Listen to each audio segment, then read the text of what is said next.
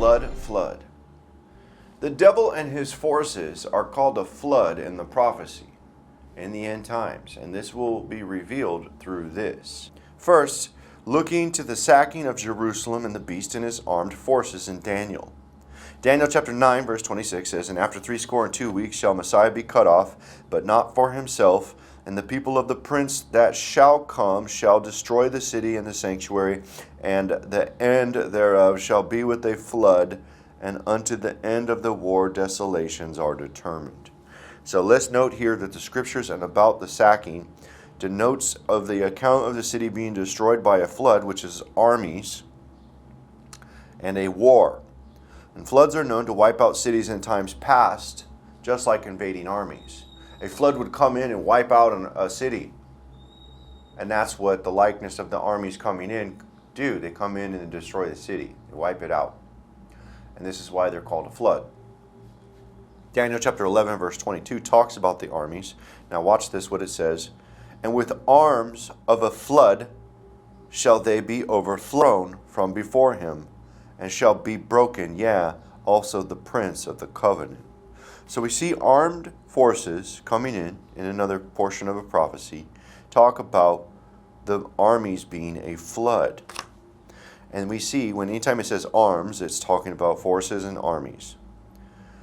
And in Daniel chapter 11 verse 31 it says, "And arms shall stand on his part, and they shall pollute the sanctuary of strength, and shall take away the daily sacrifice, and they shall place the abomination that maketh desolate." And we know that the beast and his armies are who comes into Jerusalem and sacks Jerusalem and takes over Jerusalem with the 10 kings' approval. And the beast and his armies will set up an image.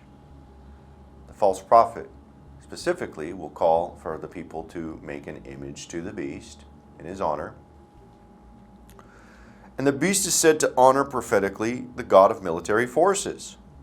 Daniel chapter 11 verse 38 says, "But in his estate shall he honor the God of forces, a God whom his fathers knew not, shall he honor with gold and silver and precious stones and pleasant things." So we know that there's a likeness to the honoring of a God of military forces. And we see Jerusalem in Luke 21 verse 20 being surrounded by the armies. "And when ye shall see Jerusalem compassed with armies, then know that the desolation thereof is nigh." And Jerusalem will again be sacked and laid desolate, according to the prophecy for the end times. The people are to flee to the wilderness as prepared of God. And the armed forces coming into Jerusalem and armies who take Jerusalem for the beast are the same ones who actually will fight Christ on his return. Revelation chapter 17 verse 14 talks about those people who fight against Christ are the same ones who sack Jerusalem. It says, "These shall make war with the Lamb, and the Lamb shall overcome them, for he is Lord of lords and King of kings, and they that are with him are called and chosen and faithful." And these are the same armies that sack Jerusalem, the ones who fight Christ on his return. As mentioned in verse 14, if you look further, it continues on and it talks about what they do. They actually sack Jerusalem. Revelation chapter 17 verse 16 says, "And the 10 horns which thou sawest upon the beast, these shall hate the whore, and shall make her desolate and naked, and shall eat her flesh and burn her with fire."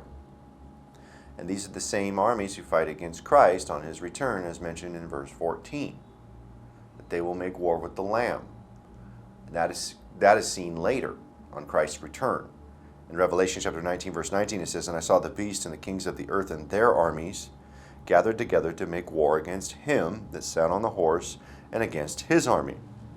They turn and fight Christ, thinking that they will overcome Christ.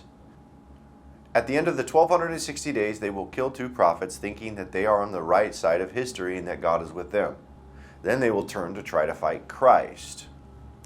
Revelation chapter 13 verse 7 says, "And it was given unto him to make war with the saints, and to overcome them, and power was given him over all kindreds and tongues and nations."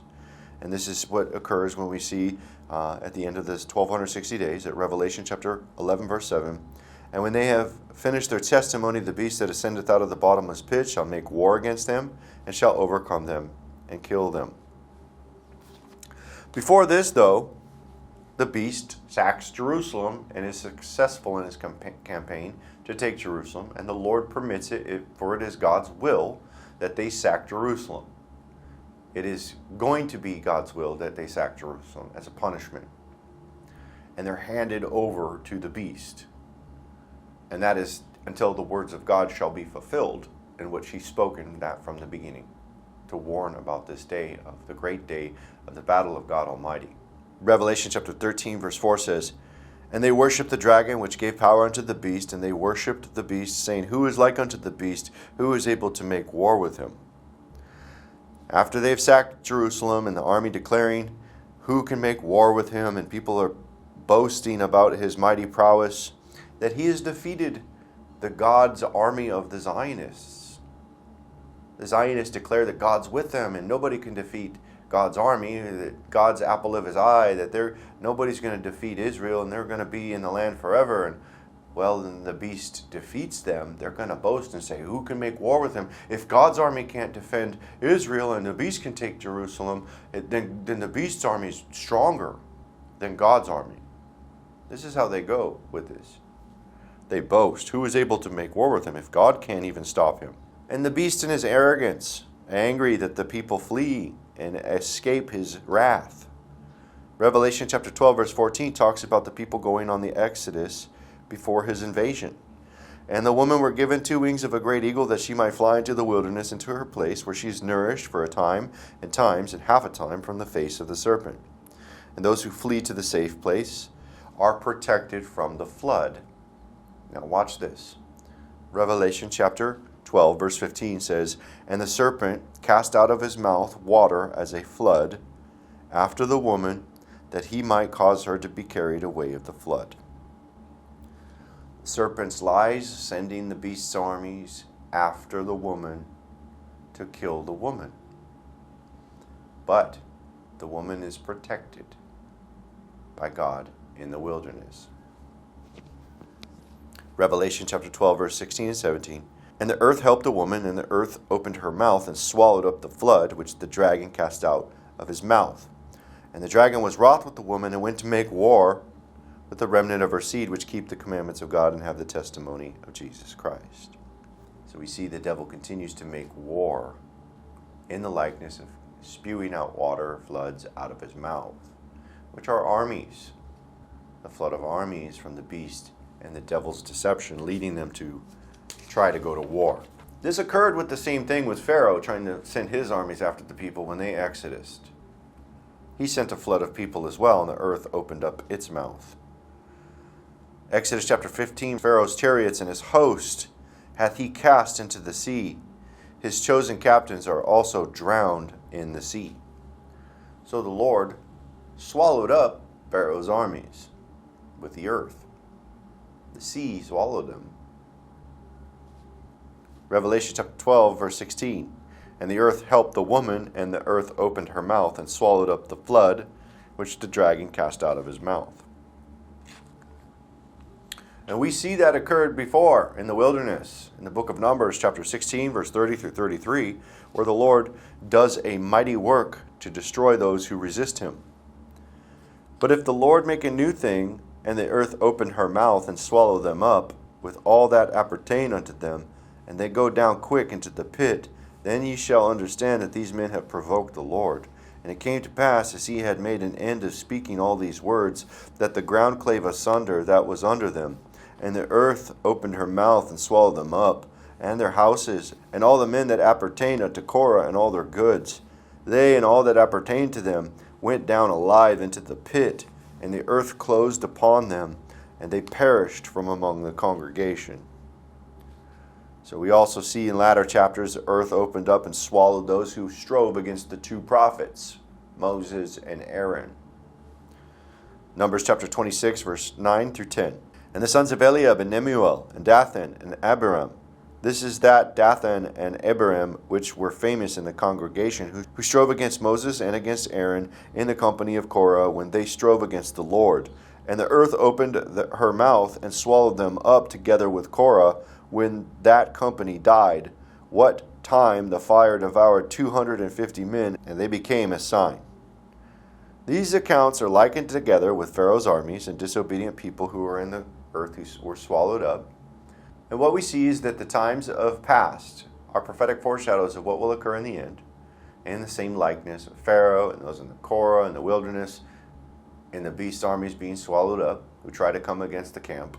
Deuteronomy chapter 11, verse 3 and 4 talks about the miraculous acts of the Lord. It says, "And his miracles and his acts, which he did in the midst of Egypt unto Pharaoh the king of Egypt, and unto all his land, and what he did unto the army of Egypt, unto their horses and their chariots, how he made the water of the Red Sea to overflow them as they pursued after you, and how the Lord hath destroyed them unto this day. And what he did unto you in the wilderness until ye came into this place. And what he did unto Dathan and Abiram, the sons of Eliab, the son of Reuben, how the earth opened up her mouth and swallowed them up, and their households and their tents, and all the substance that was in their possession in the midst of all of Israel. But your eyes have seen all the great acts of the Lord which he did." So they give an account of a testimony in the book of Deuteronomy chapter 11 of both those accounts, that not only did the ground swallow up Pharaoh and his armies, but also those disobedient people at Korah, and the ground opening up and swallowing them.